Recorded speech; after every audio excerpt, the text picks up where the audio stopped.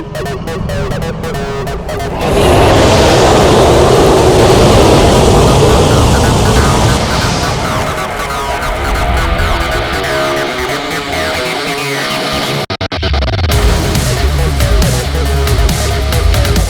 everybody, welcome back. Episode 47 of the Legends and Dragons podcast here in Hurst, Texas. From the Legends Lair, Chance Wilson, James Klaus, and we have the Justin Scott. Coach Justin. Oh, yes. Did you hear this? I wish we had the self and yeah. This chorus. You did that once. We did it once. We did. Hey man, welcome to the podcast. I just want you to know that your lovely bride was on the podcast and she brought coffee. Oh, yes. Yes. What did you bring to us, sir? His charm and personality and charisma. Hey, you brought Chance notes. No, what Chance just said. Oh, what? And your dashing good looks and your long hair. Yep. Justin, we were talking about the JFK files before Chance.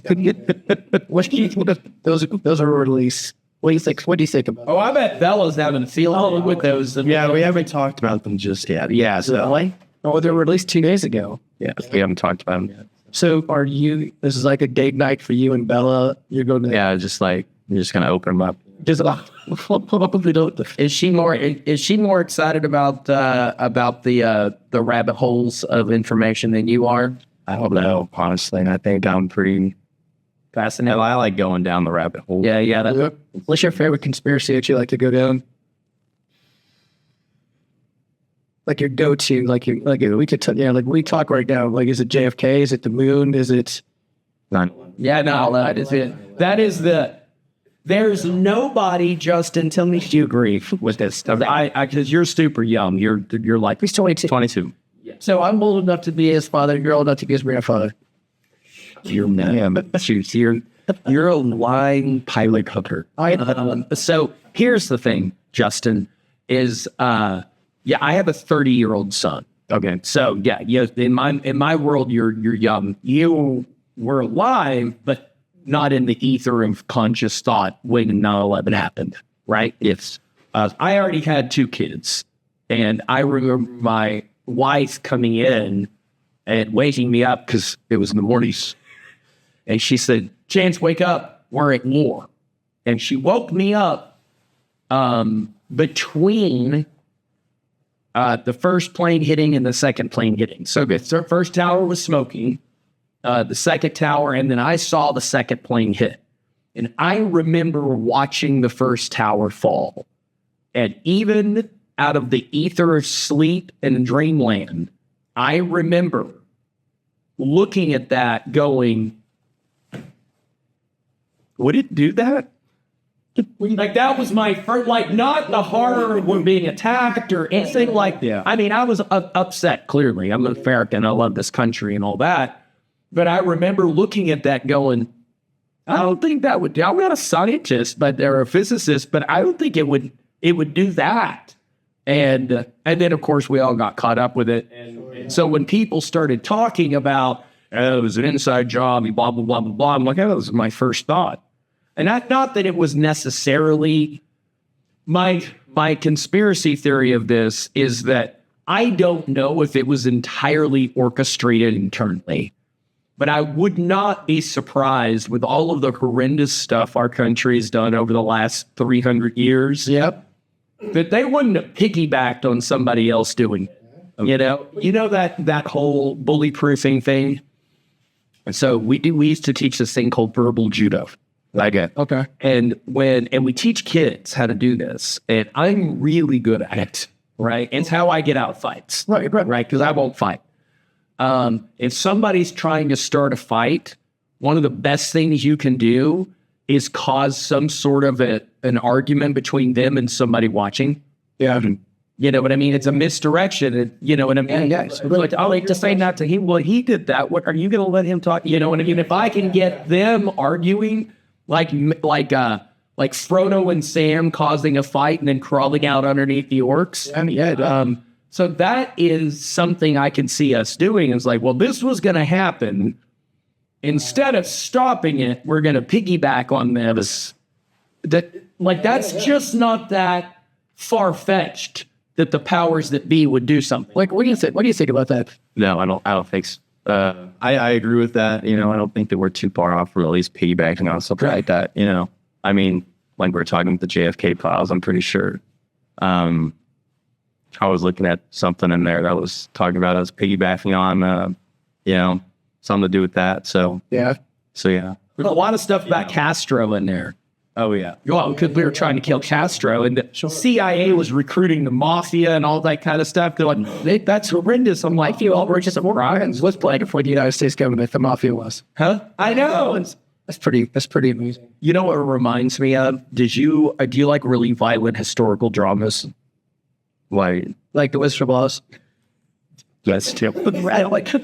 I just got into 1883 and Okay, yeah. because everybody's been talking about Yellowstone and I haven't gotten into it. Right. But I watched 1883 that season. Yeah. That is an impeccable piece of writing. But I got that right on the heels of American Primeval. Have you seen that? No. It's on Netflix. It's so good. So it's the story of the Utah territory about Brigham Young. Oh, okay. Okay, so what it is you've got the Paiute Indians, you've got the Mormons, which I didn't know that they were as bloody as they were back then when they were carving out the Utah territory, and the U.S. Army. So you had these three, this triangle, and what was happening, mostly good people, mostly very good people, but there was an element of each of the three that was going and committing horrible acts of violence and making it look like it was one of the other. Like they would do things and make it look like an Indian did it. Yeah. But it was this element of the Mormons and so they were causing this horrible, violent war that none of the three groups knew what it was really about. They just got caught up in it. And that reminds me of 9/11. Yeah. Is that this horrible act of violence got created, but everybody got so caught up in the retribution of it and everything that they lost the point of what really happened behind it. You know? Yeah. So Hey, speaking of that, Justin, with all the Indians in Utah stuff, you get a lot of white people asking what ethnicity? Yeah, it's like If I'm Indian. Yeah, if we're Indian. Yeah. Oh, no, that comes a lot across the line, especially in college. Those, what ethnicity are you? Oh, yeah. Are they really from Sri Lanka or India or stuff like that? Yeah. Well, Southeast Asia, Southeast Asia. where my mother's from, yes. Okay. And then my dad was American, so he's from Ohio. Okay. Specifically Southeast Asia, like what? She's from Cambodia. Yeah. So how'd your mom and dad meet? So they actually never met before they got married. Really? Until like the day of Okay. marriage. He worked at a a food distribution factory up there in Ohio, and then he was working with my mom's cousin at the time, and basically he was like, "Hey, they're coming out of, I don't know if you ever knew what happened in Cambodia during like the early 60s, 80s, Well, like no. Khmer Rouge and all that stuff like that. So they were coming out of that communist party and everything like that, right? So they were like, gotta get her out of there kind of deal. My dad was like, yeah, I'm looking to get married. Here's a picture of her, and was like, okay. And then kind of just went and married her, To say it over there and Yeah. And then like went over there for a year, and then brought her back over here, and then she's been here ever since. She has that is a wonderful. He's an important yeah. story. So So Ohio. yeah. Your dad was in Ohio. So he was in Ohio, and then they went back to Ohio. Okay, so what brought them to Texas? 2008. Financial crisis. Yeah. Things well learn to move, type of thing, So Yeah, pretty much Texas was probably the best of worst places. yeah. So did your dad or mom or did your dad have family? No, my mom had family down here. Oh. He only had my grandparents up in Ohio. Pretty much all of his family's from Ohio and Kentucky. Kentucky. That's where we're in, like Hamilton area. Yeah, like Batavia, stuff like that. Yeah. Honestly, can't remember the area too often. That's okay, baby. I don't think it requires a it's probably written down somewhere. Yeah, it was. What is it? That's okay. But hey, you're speaking of Kentucky. Oh, I don't know if I ever told you about Kentucky. So Were you talking about Kentucky? you did. Yeah. Is that Ohio, Kentucky? Did you not know? I was still in Ohio. Okay. Well, you said Ohio, Kentucky. Okay. So when I first started talking with Miriam, so she lived in SoCal. okay. So, and then when she was 15, she moved to Kentucky. And so she was married before I was married before. Hey, today's my anniversary, by the way. As long as we like tricked her for 19 years. I Offer her my condolences. okay, well, I'll finish our pickle. But anyway, so when I was dating her, I wanted to send her flowers. I said, hey, can I get your address? And she goes, yeah, 711 Main Street, Pleasureville, Kentucky. And I was like, hey, listen, if you don't pull me down the right address, you don't have to make one up. No, that's in Pleasureville, Kentucky. And then the first time I met her, Dad, I was wearing a t-shirt said "Getting Lucky in Kentucky." So you were talking about, kind of like, You didn't like us, or you didn't even laugh. Why are you trying to say flag? It's just the thing is, I know you and I are only funny when we're not trying to be. it wasn't trying to be funny. It was a great story. It was a good thing. We did that. It was a good story. Well, I'm still stuck in Laos and Canada. Okay, go ahead. Okay. Yeah. Well, at least I thought when you brought this up. So that is where. So my father was a Navy. He was in the Navy, and that's where this whole martial arts started. So he was pre-Vietnam. Okay, right. And most people don't understand the history of kind of where Vietnam came from. And it actually came through Laos and Cambodia and the Khmer Rouge. And he was writing a memoir one time. And I snuck a look, like I snuck in when he was writing. He was trying to write a book about his life. Yeah. And there was a movie about it called The Killing Fields. Oh, yeah. And my father was taken prisoner, and he described going down the river. And I can't remember if he said it was Laos or Cambodia. And the skulls that were on poles on the side of the river of all the people, The Killing Fields. Yeah. he was in the middle of that, man. Yeah, and I had no idea. Is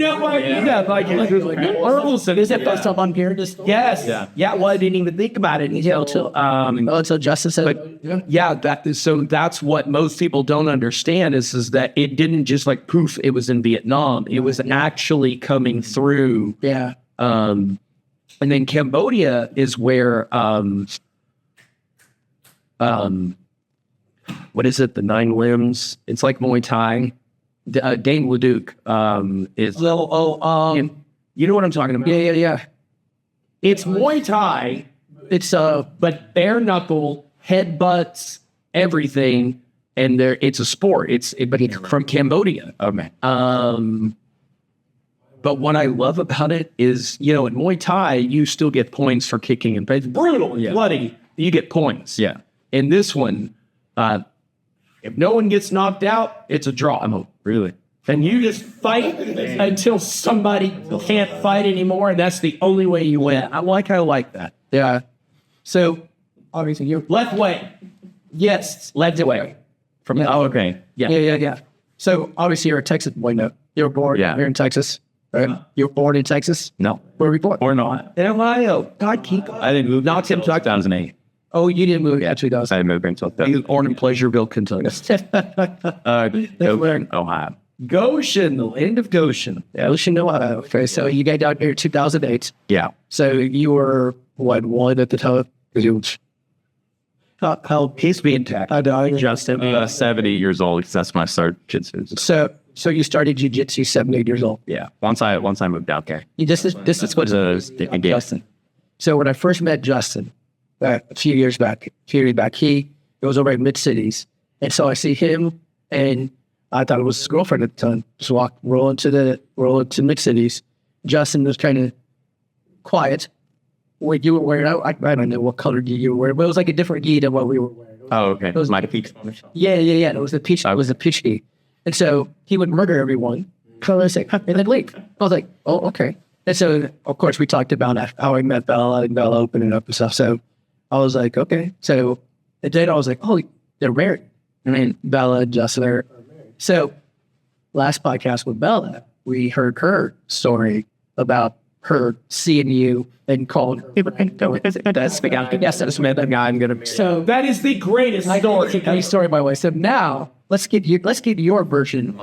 My version. Yes. Okay. So That's just all right. So let's see. It's like May 2024, right? That's when we got married, and then 2023. And I was like, I was 2023. Sorry. what ended up? Two. Yeah. Oops. Right. All right. So it was August 2023. Okay. Right. That's when we got married. Okay. August 2023. I met her in May of 23. I just got back from college. I saw her. I was going to West Texas A&M over in Lubbock, or not Lubbock, but over there by Lubbock. I don't know if you'll know Kane. Yes. You? Okay. My sister's from Lubbock. Oh, okay. Awesome. I came back or whatever, saw her, and then I was like, wow. Yeah. Wow. And then I had to end up going on a 1-week trip or something like that to Ohio. So I didn't talk to her really before that. I just kind of saw her, on the mat, and it's just. Did you get her number?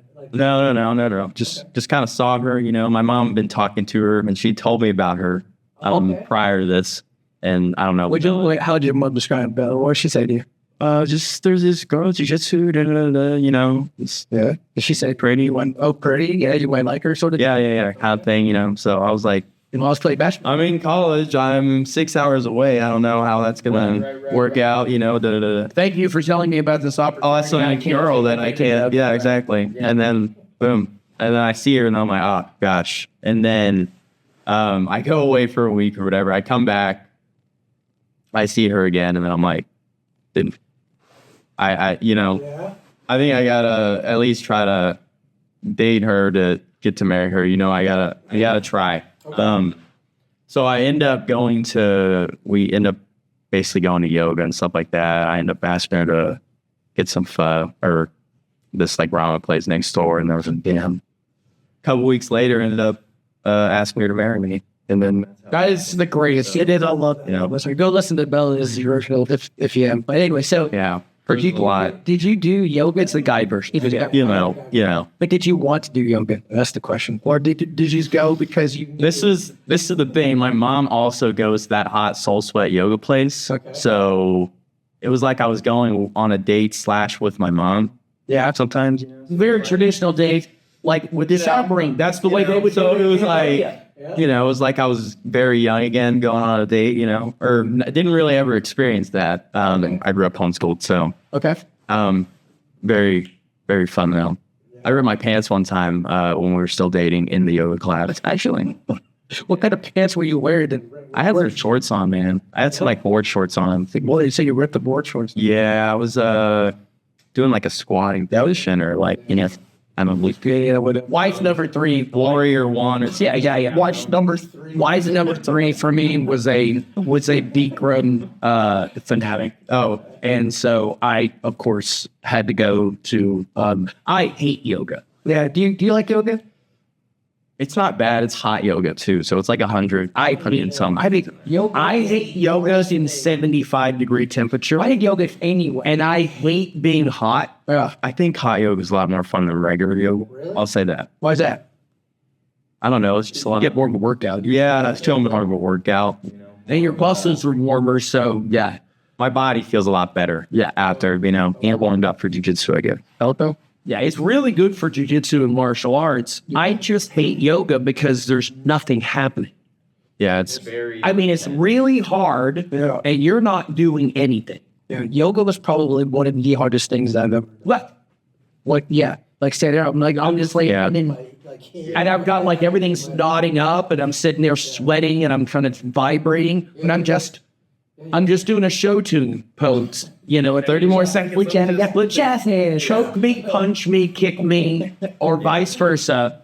But just stand there and be miserable and hold the one position.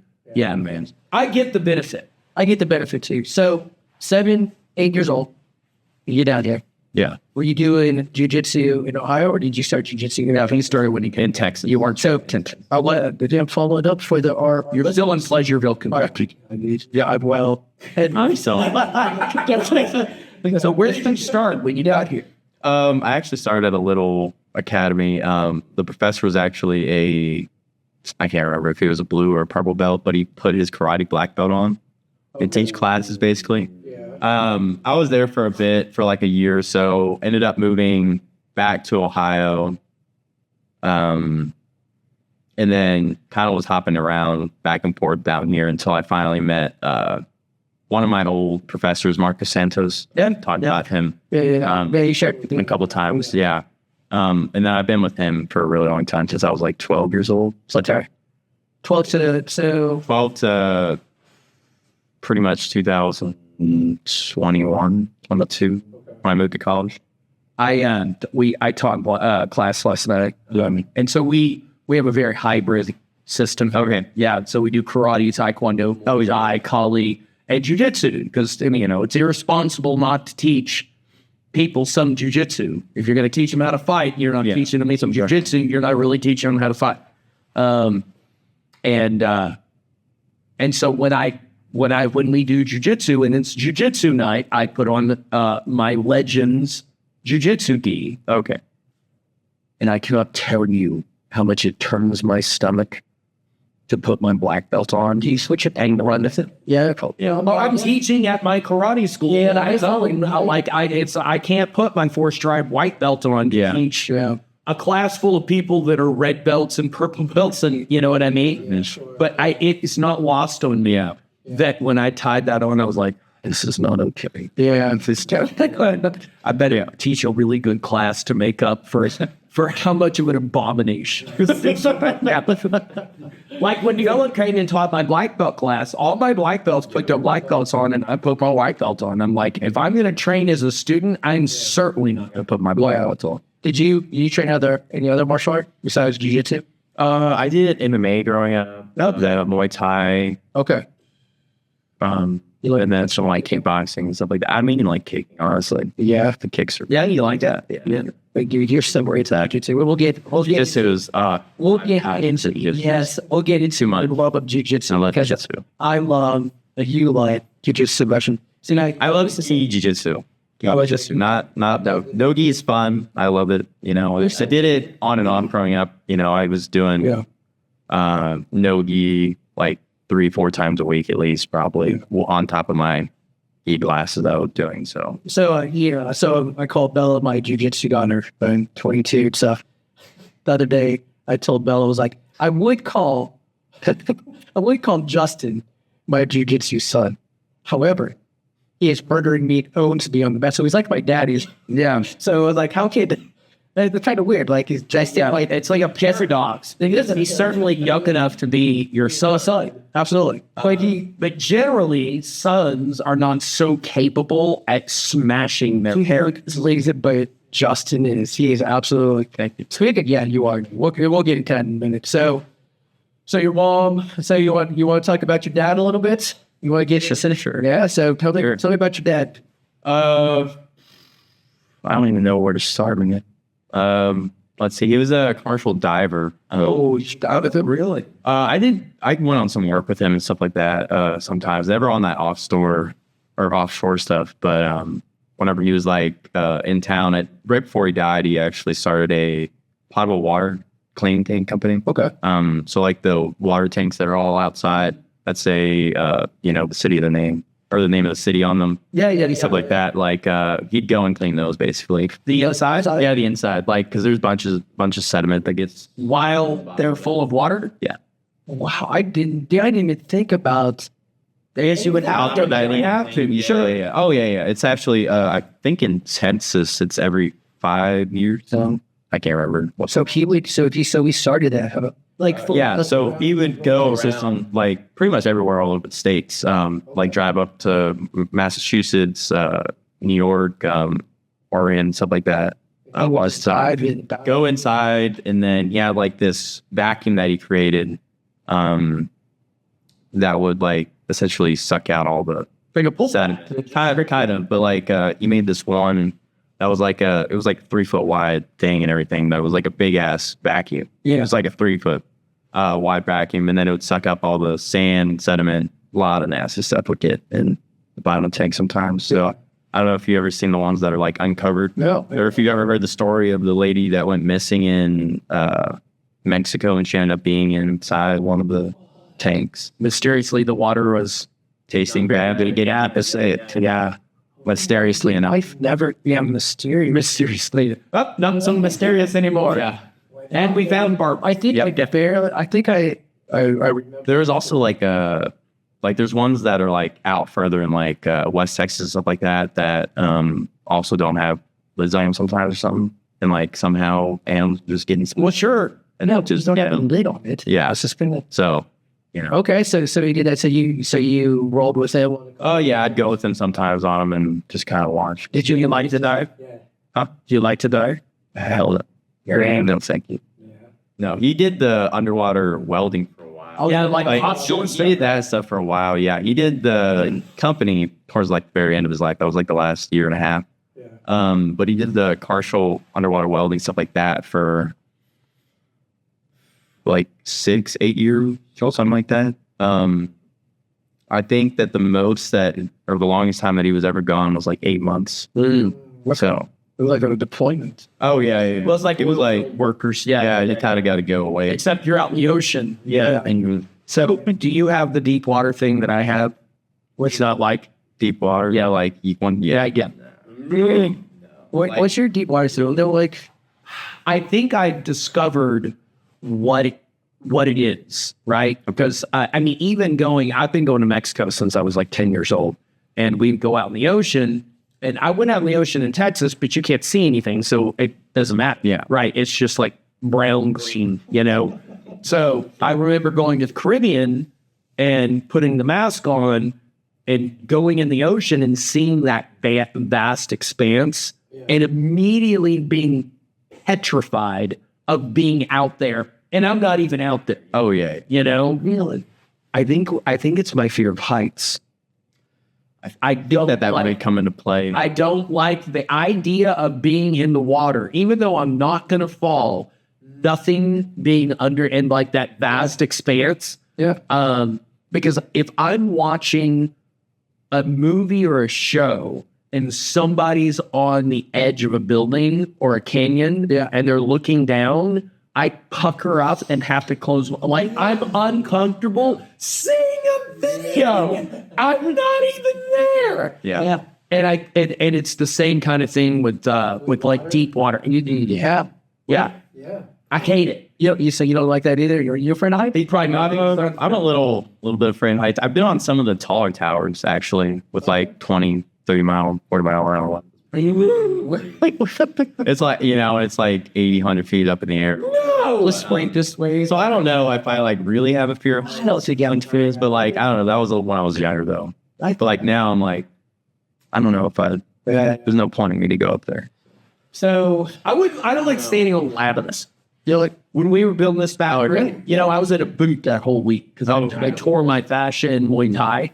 And then so I'm up and down the ladder in a boot. Yeah. Oh, yeah. Building this thing, and I'm just like, this is how I'm going to die. Yeah, so it's mad. So it's a little... The only missing was the high wind. I remember, but I'm like, this is how I died. Like, at least it'll be my Moses. There's like, Jimmy, so I'm going to die. But that's not how you're going to die. You got a nice maggot stuff happy as your back.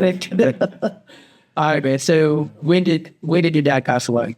2016. 2016? Yeah. How old were you then? I was 14. 14. Yeah. Okay. Yeah. My sister was, 6? 7? Okay. Yeah. Was it on the job? Yeah, he was cleaning one of those tanks, and then his the air compressor like that just stopped working basically, and then air supply got shut off to him. Backup supply doesn't end up working. He's like 60 feet underwater. tries to make it back up, or whatever, makes it back up to there, but like can't get out of the ladder. It's like 18 degrees outside. Also, you know, water's pretty cold. So was it who introduced you to jiu-jitsu? Was it your dad? Yeah, he was like, once we moved down here, he was like, you're going to have to learn some self-defense. You're going to have to figure out. What was his reason for that? Because white people kept asking you where you're from? Yeah, you know. Well, you think that real white guys. I'm so sick of you white people. Yeah. Anyways, why not me? Yeah. I like yeah, so he was like, you're going to get into some sort of self-defense. Maybe he didn't know, you know. Yeah, very local. When we were up in Ohio, my mom was discriminating towards a lot. Like I went to private schools up there, so also, so she was just very, I don't know, not included in anything that was going on in school or anything like that. And so for it to be so close in it or whatever, you know what I mean? You can say it's a language barrier or whatever too, but yeah, started when I was 31.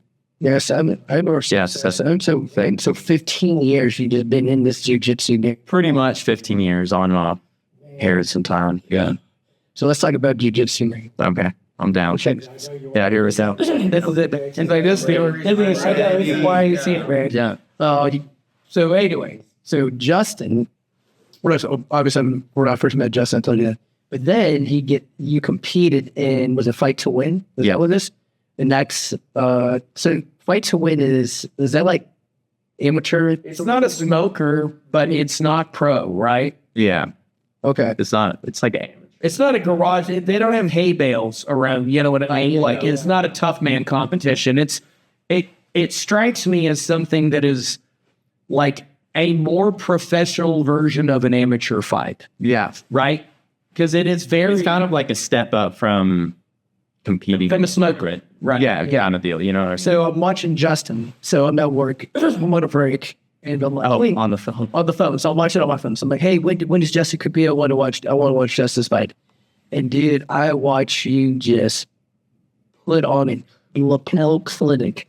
You client. I mean, you just. Yeah, I had that like, what? grip the whole time. And I was just like, I'm not like, yo, with that. Yeah, yeah. He kept trying to slam me and everything. I was like, yeah, but I saw that, right? He kept, because did he pick you up a couple of times? Yeah, he tried to slam me like 3 different times. Yeah, but you or his butt. Oh, yeah. You slowly pulling it in. And then the next thing I know, it was like, oh, we're going. And I was so gay of jiu-jitsu. I was like, what happened? Yeah, I'm like, what happened? Yeah, I had it here, and then my left hand was here, and then I was just trying to get my left hand over his head, right? Right. So as soon as my left hand went over, it was just so tight with my right hand that it was just like immediate tap. That's why I was just like, what did he nap?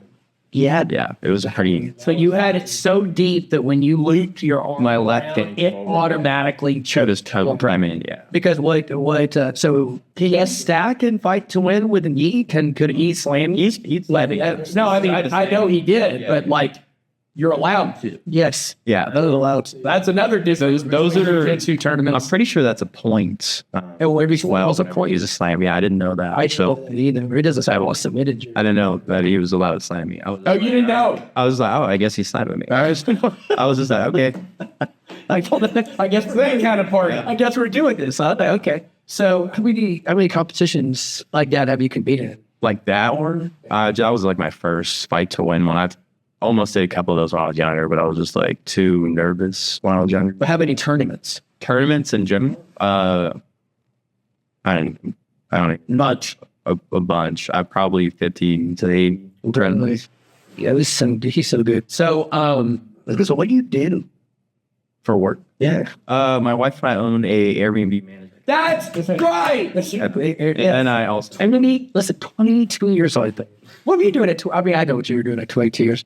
I think we all know what I was. What's the? But to be clear, also running a karate school. I have been running karate schools since I was 17 years old. I just have not always been as grown up as I am now running karate schools. Yeah, totally. So that's what you said. That's what you guys do. Yeah, I do that, and then kind of like handyman / make friend work beside. So. Yeah. So I guess you would have to. That would come in handy. It comes in handy. Comes in handy a lot. Yeah.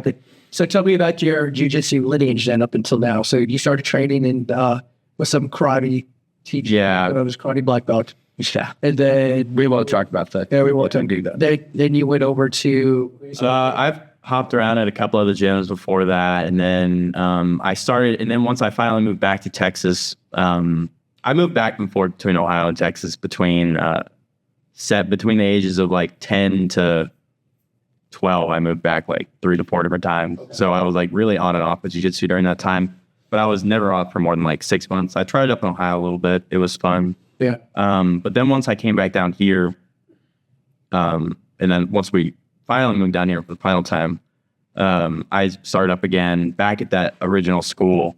Because he was under, I don't know if you know Master Wall at all. He's under. Oh yeah, WAUGH Wall. Yes. Yeah. Okay. So, you know, Chancellor. Yeah. Yeah. But he was under him. So takes Spike Up Academy. Oh yeah. And then eventually I went back to him and then my dad almost signed me up for the karate black belt jiu-jitsu professor. And then a couple of the guys that were there that I don't know if you know Jeff Weeks, but he was training over with Marcos at the time. And a couple of the other guys that were training at that gym were cross-training over there and with Marcos. And then they were like, why don't you bring Jess over here? There's a lot of kids his age. Because I was just training the adults class over there because there were no kids that were like at the skill level, I guess you'd say. You know what I mean? Yeah. I've been training like 6 or 7 points at the time. So Yeah. it was just like needed a step up in, you know, competition, I guess you'd say. And that's when I really started competing again. When I was 14, I started competing. I went to Marcos's gym like November, October. I was not that good at jiu-jitsu, y'all, at the beginning. Before I went to Marcos's gym. I think anybody was good at jiu-jitsu, but he said, don't worry. Man. But it was like, it was fun learning how to train again, basically. I started training with him, and then that's when I started competing heavily again. And I was competing like once a month. Okay. At that time, winning like every competition pretty much. And then just kind of kept with Marcos then.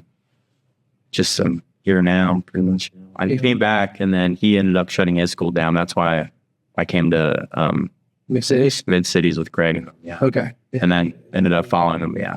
So now look, here's Gracie. Yeah. Would you ever own your own school? Do you teach jiu-jitsu? Is that?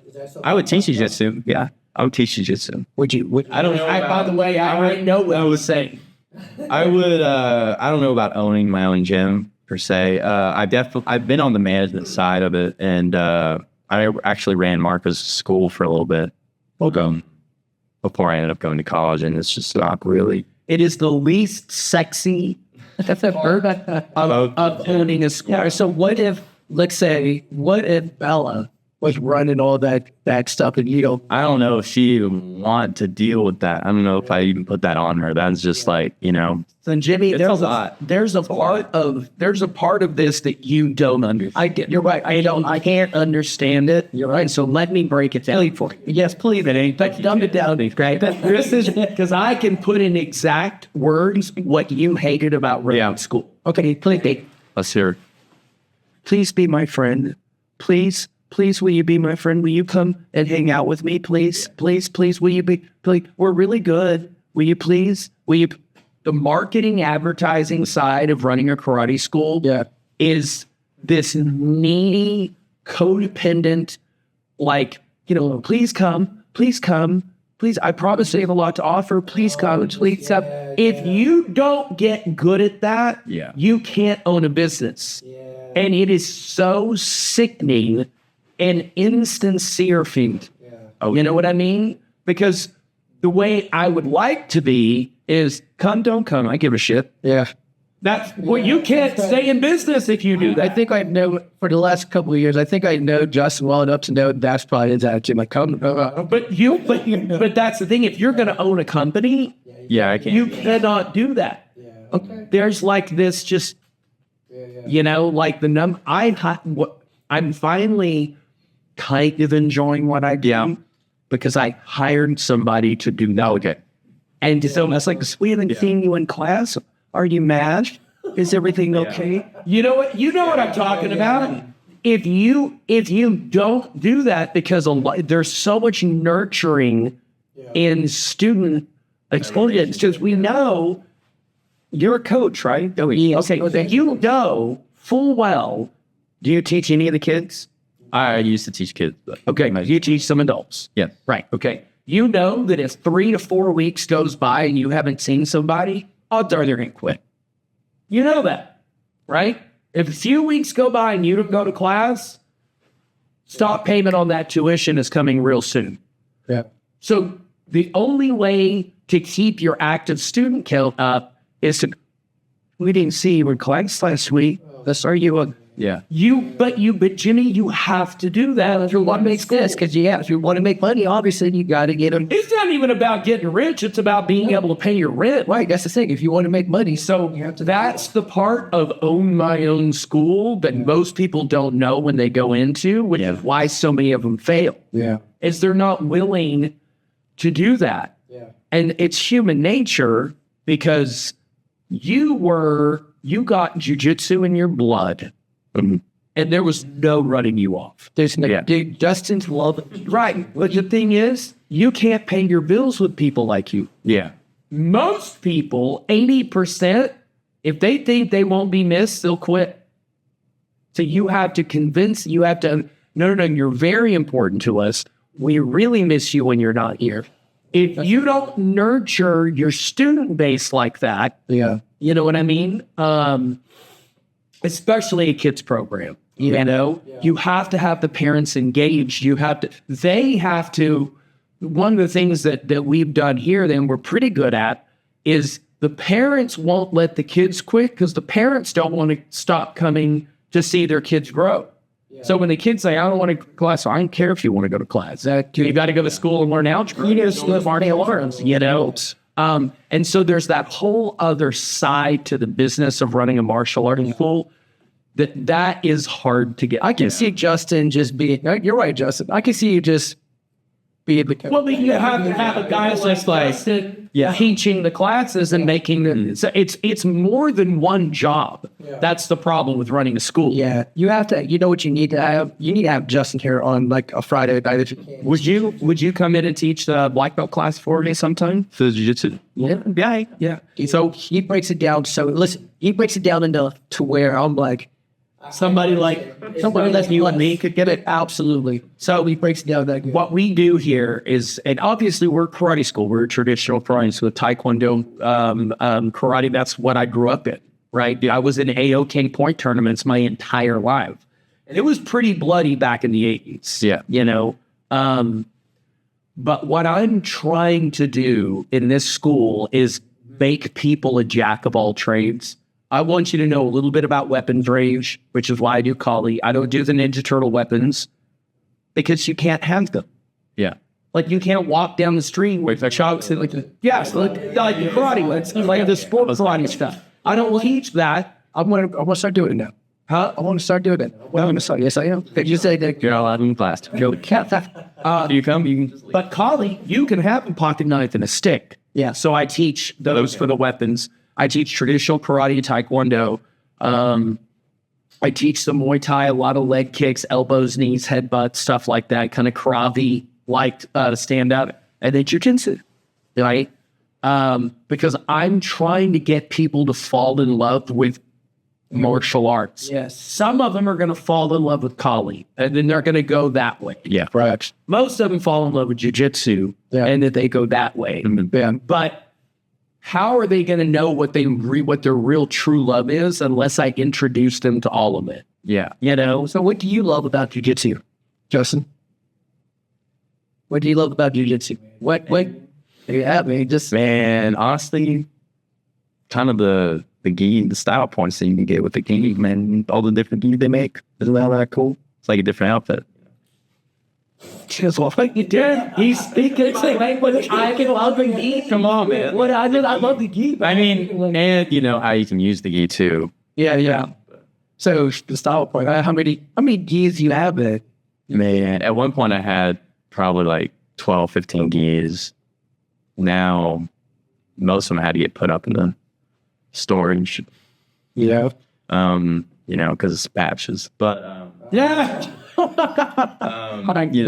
some of them had to get retired. Basically, put them away. We retired a bunch of. There's a bunch of I think we got to do it. Which have you done? A couple. That's funny. So they're limited edition special. Those are my like blue belt, Purple belt. Let's have some. Yeah, you guys have them Marines. Yeah. That's fair. All right, so what besides your absolute love for jiu-jitsu? I know you love the lapels because you teach me lapels. So when did you start falling in love with lapels? Oh, okay. When I started falling in love with the lapel was probably 2016. Okay. Right before my dad died. We were going to a bunch of classes together and stuff like that. We trained together. He was a purple belt. Okay. And we were going to a bunch of classes. And then we were working on just a bunch of what's that thing? Choke call. The Velvet Arrow. Oh, the Velvet Arrow. I don't know if you know what the Velvet Arrow. Where does he have that? Essentially, it's just like I'm taking this lapel right here. It's right here. This leg's on their body's on top of here. This leg's over their hips, and I'm grabbing their leg right here. I'm going like this, basically. And then it just kind of took off because I was like, man, this lapel is just like I can just wrap it around, basically. As long as I get my hand deep enough, like the choke's almost there, I can just stick my hand through. And the variations just started popping up with that, and I just started taking the back more, and eventually just started taking the back, and then I know. freaking pulling up the lapel like that underneath the armpits there, and then that just kind of led into that whole shoulder trap, I guess we could call it. I think that's what Greg calls it. With that lapel. And what belt are you now? Right. It's a brown belt. Oh, yeah. Which, I mean, listen, I know I'm only a white belt here, but I mean, I'm not saying I would get more black belts because I say but I think that 15 years and this dude is smoking well. But this is what I love about Greg and Philip, okay? Because we all know that a blue belt isn't a blue belt isn't a blue belt.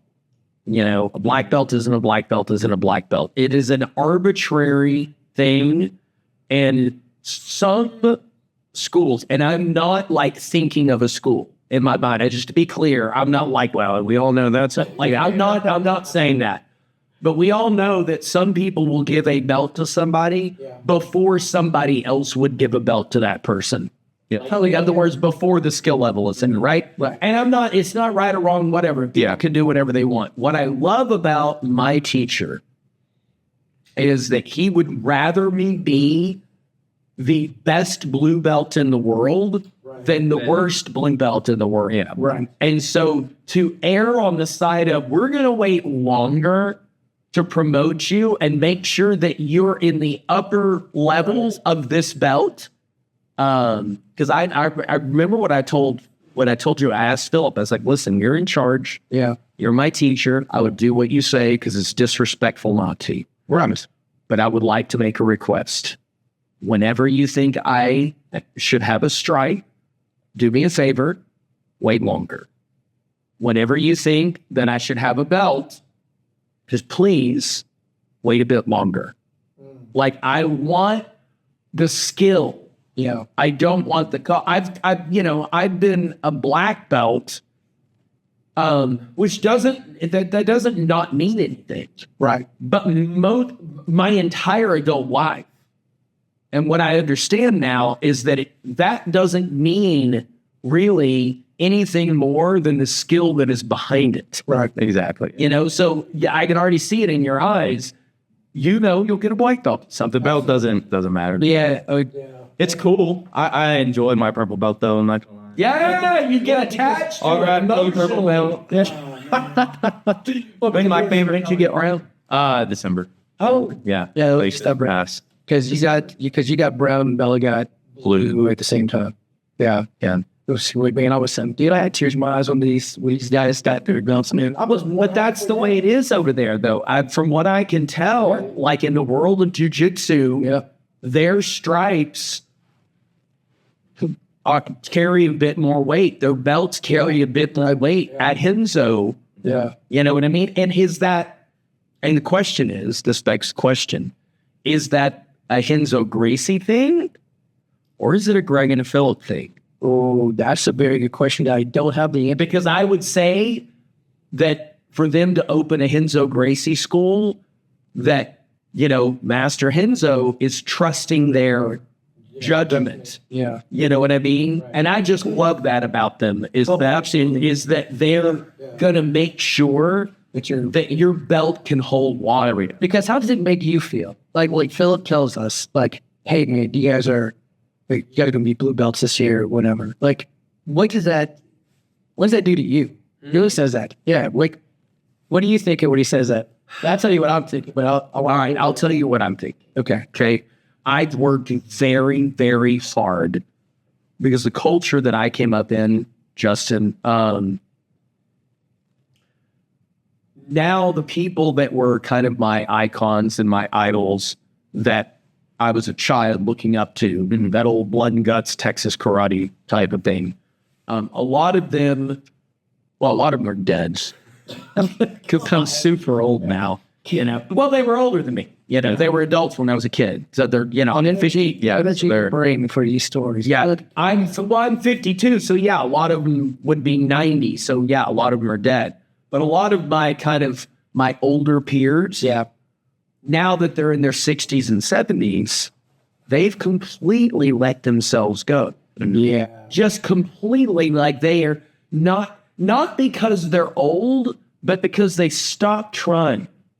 They stopped learning. They stopped learning. They stopped being fit. They stopped being athletic. Like they just, I used to be able to blah, blah, blah. Like you could still do a lot if you weren't laying on the couch all the time. They stopped being a student. You know? Right. So I work so hard at being as much as I can the opposite of that. Yeah. That I'm very uncomfortable when he tells me, I'd put a blue belt on you right now. Right. That makes me, I'm like, no, don't do it. Well, see, that's how I feel, because in my brain, well, you know, we've talked about this before, like where I got my black belt and you know, get that imposters. Yeah, and stuff, right? Like, you know, I don't like my white.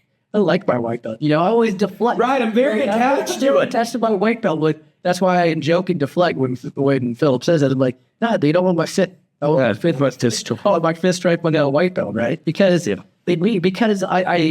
work with Justin, I work with Bella, I work with Philip, I work with, you know, and I'm like, I don't, in my brain, I'm like, no, there's no way. Like, I just want to keep learning. Like, but to me, I didn't care about it. What we have to remember though, Jimmy, is a pick like but you know that the kids did the Kenny Kim ceremony? Yes, they did. So from what Philip told me is that Kenny Kim was just manhandling Greg. Yep. Yeah. Who manhandles everybody else, right? Well, they're both black belts, right? You know what I mean? So even within this coveted blue or purple or brown, there are such varying degrees of skill that maybe we should just. Well, tell me about the history of the belts, right? Like, wait till the color belts come on, because I'll tell you, Valdez and even Mikey Rodriguez used to say that you're not a black belt, right? I mean, they used to just wear a white belt. When your white belt got dirty, you know, then you're a black belt sort of thing, right? In fact, so when did the colored belts? So that's the color belts were actually a creation of Jigoro Kano, who was the founder of the Kodokan, which was modern day judo, right? Which is what birthed jujitsu. Like, Japanese jiu-jitsu and judo, I mean, that's where it all kind of came from, right? And then the karate system, because what he was doing is he was trying to systemize and spread the art of judo to the world. So he went out almost like a missionary, you know what I mean? To spread all of these parts of the world, and he implemented a color belt system because he knew that the other people in the world didn't have the disciplines of the Japanese and wouldn't just keep training with a white belt without some sort of like validation. And then when karate got a hold of it, and then everybody else got it, it was brilliant. honestly. And the thing is if it keeps more people training and developing the skill, it's fine. Right. Now, a lot of people make fun of it now. Right. A lot of, it's just a McDojo money making, blah, blah, blah, blah. And I told you before we started the podcast today that I believe that you can be a legitimate martial artist and legitimately teach martial arts and be able to pay your bills without losing your soul. Yes. It is very hard to. It's a lot easier to teach out of your garage and have a sugar mama pay your bills, or to completely sell your soul to capitalism and just start wrapping belts around anybody and just give it away. Like I call those pay to play. Like, like I guarantee you in 6 months you'll have a gold. Yeah. 6 months I ain't guaranteeing you nothing. Right. But you can take either of those to the extreme, but that razor's edge of keeping the integrity of what you do, but also doing it in a way where you can devote your entire life to doing it. Yeah. And you have to be profitable or you will be homeless. Yeah. And I think that's the thing that a lot of people forget is that it's not a sin to be able to pay your bills teaching martial arts. Right. Philip wouldn't trade it for anything. Right. Greg wouldn't trade it for anything. Right. They're not tax attorneys in their spare time. They're just teaching martial arts. Right. So, are you a nerd? Like, sci-fi nerd? Not really. What do you... Anymore? Yeah, I used to watch sci-fi and stuff like that. Oh, yeah? What do you do now? Me too. What do you like aside from jiu-jitsu? Aside from jiu-jitsu, man, I know my dog team. Your dog? Oh, your wife and my dog, my wife, and jiu-jitsu. That's it. That's beautiful. Yeah. Oh, and my car. What would you car do you? I have a FJ Cruiser. It's got a rig top 10 on it, so I take it like camping. Yeah. Okay. So you're outdoor. Very outdoorsy. Yeah. I like being outdoors. Yeah. So I've got a sell on that. About outdoorsy as well? Yeah. I'd say she's pretty outdoorsy. She likes being outside. Okay. So what's you guys? Yeah. Yesterday we were outside after work and doing a bunch of yard work. Okay. Just to be outside. So. Okay. So you don't sit and do video games? Video games? No, I don't. I haven't played video games since like first semester of college. I got way too busy for that. You know what's crazy? It's like always on work schedule as well, but I just can't sit down and like watch a movie. Like the last movie I watched was for Talon's birthday. We went to go see the new Captain America one, but like we put a movie on now, they're sleeping or doing shit. Like I just don't. I would much rather be on the mats or doing a cricket workout or walking outside and going to do a cricket workout. T-minus few minutes. Cricket man, he worked Talon and I. He's great, isn't he? I love that guy. Talon. So he had Talon and I do a like contest after we'll get the entire workout. Come on. So he was like, first one that drops, does 50 body weight squats. And I was like, there's no way I'm losing the Talon. And so 1 minute goes by, a minute and a half goes by, 2 minutes goes by. We're at 2.5 minutes. And now I'm shaking. I'm like, okay. And I'm looking over at Talon and I see Talon. I'm like, oh, this kid's going to fall. And I know Talon's like, there's no way I'm going to let my old man be. And man, I'm just there. I'm there. Now I start putting my butt in the air, trying to release some of that. So now I'm trying to cheat, which is cheating here. It is cheating, but it's okay. So, Jason, but it is. So you will say it's against my son, so. Yeah, you will shut your mouth. Fair game. Fair game. Yeah, shut your mouth. It is. It's absolutely. Anyway, but my shoulders. Oh. My shoulders are doing. Well, no, they were. And I was like, what is going on? But then my mindset from putting myself at the beach or whatever, trying to ignore everything, I started thinking, I'm like, I remember when my elbows didn't hurt, when my shoulders didn't hurt. I'm like, why did they hurt? Oh, because of adjusting, because of a fill-up, because of the cranking. And then I felt out of blood. So it was about 2:45. So about 2 minutes, 45 seconds planking. And I'm like, man, of course. And Anyways, Talon won, like you really lost. We all did 50 by So as we wind this down, I think the important takeaway here is that Justin is phenomenal, fantastic, and he is now. I now like him way more than I like you. I like him more than I like you. But I think the other key takeaway with this is that Talon Klaus is tougher than Jimmy. There's no doubt, man. He is. And so the thing is, Bella's been working with Talon too. Justin's been working with Talon. And so Talon is getting better. And I was thinking to myself, I'm like, well, because I equate Talon to like Yorick, like where Talon started. Like I wish Talon started in jiu-jitsu 7 or 8, but he's 14 now. And I'm like, man, if he keeps going, he's gonna be like Justin.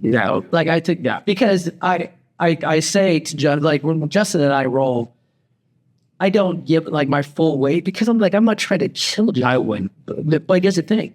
But then I'm thinking to myself, I'm doing the taking patterns. I want to give my full weight. Well, that's another way. It's like you have spent your entire jiu-jitsu career dealing with people that are way bigger, putting their full weight. So it's not like you can't. Ever since I was like 8 or 10, like why now? As you can see, like I mean, of course, I'm not going to drop my full weight and just do more dumbbell. But see, my brain is like I like Justin. I don't want to hurt Justin. But then Justin hurts me. Then I think to myself, why am I not drop off this and just sweet? These sweet hugs. He's like, your head's turning purple. I'm like, thanks, buddy. Jimmy, are you okay? You're still good, right? Yeah, I'm still pretty okay. Like me turning out of some seatbelt is the position that I have the most amount of experience in. And so that, of course, Philip had us do a back control a couple of Sundays ago. And he gets his hand in my lapel and he's like further. He's like, So he gets my hand in my lapel and I know that I've got to really kind of like oof to turn me to get out of the seatbelt. I know this. I know that much about it. But I wasn't really paying attention to which arm was around my neck. So I turned the wrong direction. So then the time, so I choked myself like a dog, choking itself on a It was so viewing that you would have lied. You just thought of me because I wasn't doing it. Like all I did was you just hold me. I just held. And so Chance continues to turn. And he's turning it into the choke. I'm doing nothing. But just I'm just holding it. And then he turns and he finally gets to the point to where he taps. I'm like, no. The clock went. Did the clock go? The clock went. No, but I would have gone out. I wouldn't have tapped. I was like, nope, I'm gonna get out. I'm gonna get out. And then Philip's like, are you sure you're all right? And I'm like seeing the little, you know what I mean? The little fireworks going off around the room. And I was like, I think I probably should tap. So I did. Oh, man, Justin, I have. You have to come back and be on it. Yes. Listen, man, you have to come here. Yeah. Get him on the Friday. Yeah. Because Justin, as soon as we get done with the black belt class, I'm going to have you come in and teach our black belt class. I mean, you'll enjoy it, man. Because good people. I am Justin, man. Lots of